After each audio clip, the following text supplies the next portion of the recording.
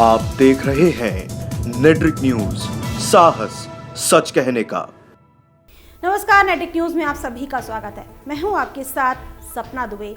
चुनावी माहौल का असर बॉलीवुड के साथ साथ भोजपुरी फिल्म जगत में भी देखने को मिल रहा है।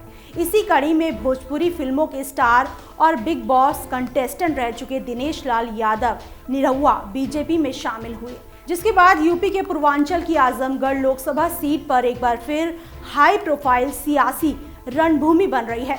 पिता मुलायम सिंह यादव की विरासत बचाने के लिए समाजवादी पार्टी अध्यक्ष अखिलेश यादव ने खुद ही मैदान में उतरने का फैसला लिया है, जबकि बीजेपी ग्लैमर तड़का के सहारे जीत की आस लगा रही है।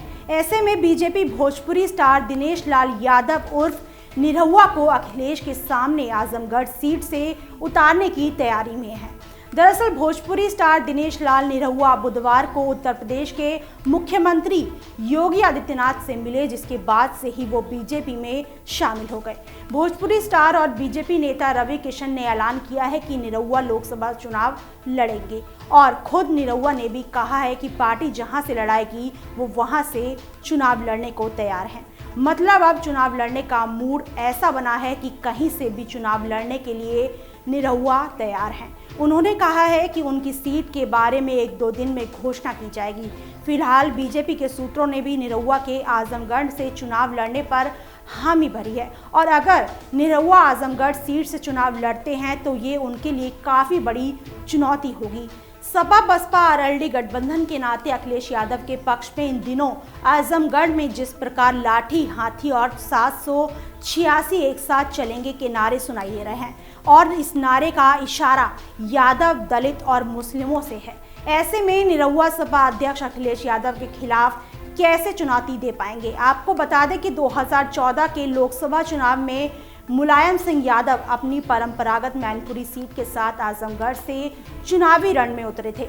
आजमगढ़ में पिछले लोकसभा चुनाव में मुलायम को 3,40,306 वोट मिले थे। वहीं बीजेपी के रमाकांत यादव को 2,77,102 वोट मिले और बसपा के गुड्डू जमाली को 2,66,528 वोट मिले थे।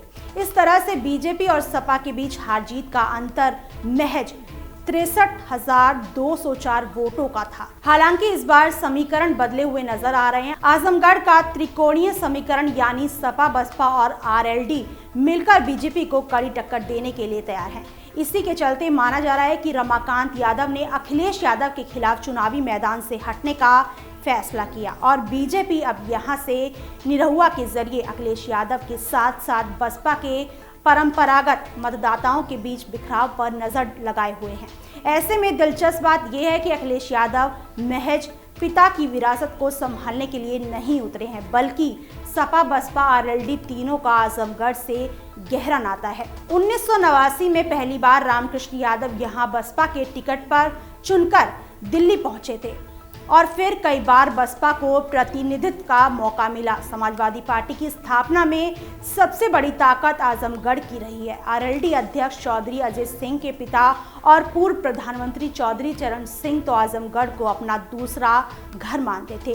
तो ऐसे में सवाल उठता है कि क्या इस बार दिनेश लाल यादव यहां से इस त्रिकोणीय एकजुटता को टक्कर देते हुए कमल खिला पाएंगे? फिलहाल के लिए बस इतना ही। बाकी देश और दुनिया की तमाम खबरों के लिए देखते रहिए हमारे चैनल नेट्रिक न्यूज को। खबरों की ताज़ा अपडेट के लिए हमारे चैनल नेट्रिक न्यूज को सब्सक्राइब करना ना भूलें। हमारे साथ जुड़े रहने के लिए हमारे YouTube चैनल को सब्सक्राइब करें, साथ ही बेल आइकन को दबाएं। नेट्रिक न्यूज की खबरें सबसे पहले देखने के लिए।